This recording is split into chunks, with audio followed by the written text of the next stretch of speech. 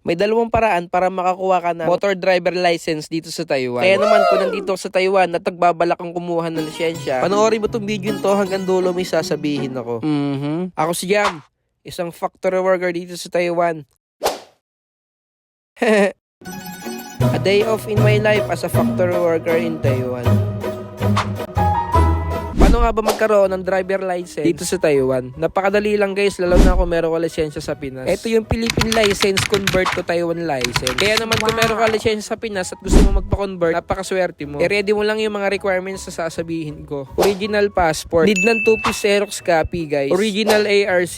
Galon ulit, 2-piece copy. Next naman, original Philippine license. 4-piece Xerox copy ang kailangan. Philippine driver license receipt. 2 Xerox copy ulit. 4 pieces na picture. 1 inch size. Tapos medical guys. Madali lang naman yung medical. Philippine LTO portal. Hindi open yan guys pag nasa Meco ka na. Kaya kung fake yung lisensya mo, huwag ka na magbalak. Pag meron ka na lahat ng requirements na sinabi ko, punta ka na sa Meco. Sabihin nyo lang magpapakonvert kayo ng license. Follow the instruction tapos mag-ready kayo ng 17NT. Wait nyo lang yung ibibigay sa inyong papers o requirements. Yung kasi yung ipapakita nyo sa MBO or parang LTO ng Taiwan. Pag tapos ka na sa Meco, punta ka na sa pinakamalapit na MBO sa inyo. Ibigay mo lang lahat ng requirements guys. Yun na, meron ka ng lisensya, wala pang 30 minutes. At kung wala ka naman lisensya sa Pinas, huwag kang mawalan ng pag-asa. Pwede ka pa rin makakuha ng lisensya dito sa Taiwan. Kailangan mo lang magpa-appointment sa kanilang online site. Pero bago ka magpa-appointment, tips ko lang mag-review ka muna. Dahil merong written exam, 50 items tapos yung passing 85. Ito yung application na pwede kayong mag-review guys. Download nyo na rin. At kung napasa mo naman yung written, mag-actual driving ka na. At kung naipasa mo na rin yung driving test, same day makukuha mo na rin yung lisensya mo. Kaya naman magpa-appointment na kayo guys dahil ngayong darating na January 29, mahirap na yung mga magiging exam. Tatanggalin na rin sa exam yung true or false. Kaya good luck guys. Ngayong araw nga pala pangalawang araw ng aking rest day. At sakto nga rin pala, ngayong araw nga rin pala yung driving test ng ka-roommate ko. Kaya sinamahan ko na rin guys. One take nga lang pala siya sa written test guys. Kaya ang tips ko sa inyo ay mag-review talaga kayo ng mabuti. Kaya naman kung nagbabala ka talaga mag-drive ng sasakyan dito sa Taiwan, kailangan mo talaga kumuha ng lisensya. Huwag na kayong gumaya dun sa mga kakilala ko panayang Bombay, wala naman lisensya.